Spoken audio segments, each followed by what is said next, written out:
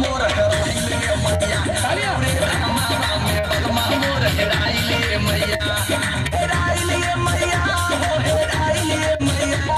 हेराइले मैया हो हेराइले मैया रे धामा में बलमा मोर हेराइले मैया रे धामा में बलमा मोर हेराइले मैया मनले मनौती रही चढ़ते कुआरा दर्शन करे हम दूनो पारानी बलमा नादान जाने कहवा भूला गईले अनजान जगह पे बाटे परेशानी मैया हो बलमा से हमके मिलादा देखादा कृपा माई सब पे करेलू कुछ ना सुझात बाटे बलमा बिना माई बाटी नादान देर काहे करेलू तो छोड़ी चरनिया नहीं जाइब और जबले बलमा के ना पाई तो धाई धाई रोई चरनिया बलमा मोर हेराइले मैया धाई धाई रोई चरनिया बलमा मोर हेराइले मैया हेराइले मैया हो हेराइले मैया हेराइले मैया हो हेराइले मैया धाई धाई रोई चरनिया बलमा मोर हेराइले मैया धाई धाई रोई चरनिया बलमा मोर हेराइले मैया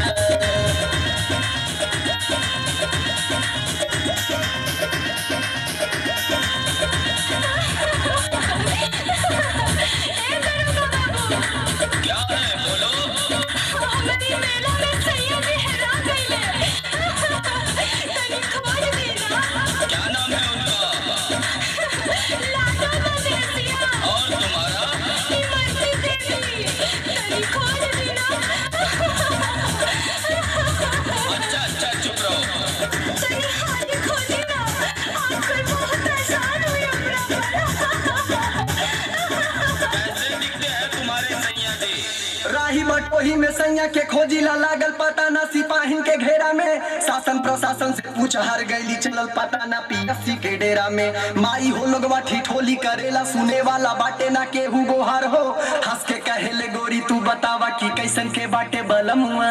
तोहार हो तनिका सांवर तनिका गोर जैसे चंदा के चकोर हमर सोना नियन बलमा हेराइले मैया हमर सोना नियन बलमा हेराइले मैया हेराइले मैया हो हेराइले मैया हेराइले मैया हो हेराइले मैया हमर सोना नियन बलमा हेराइले मैया हमर सोना नियन बलमा हेराइले मैया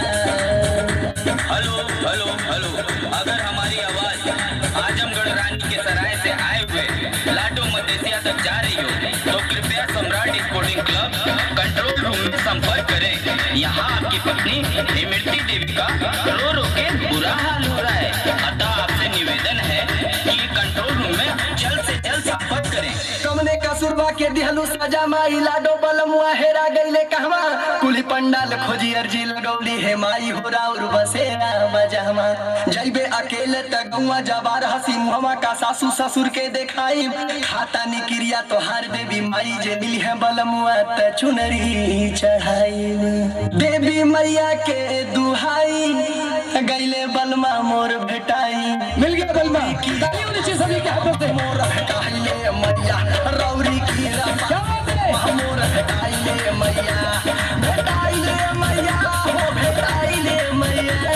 भेटाइले मैया हो भेटाइले मैया रौरी की रपा से बलमा मोर भेटाइले मैया रौरी की रपा से बलमा मोर भेटाइले मैया रौरी की रपा से बलमा मोर भेटाइले मैया रौरी की रपा से बलमा मोर भेटाइले मैया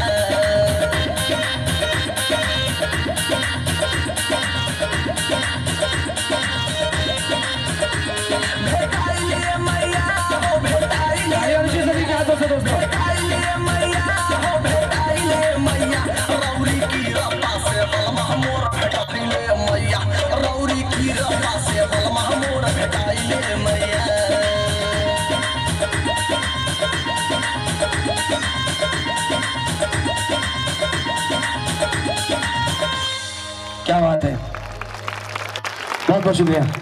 अच्छा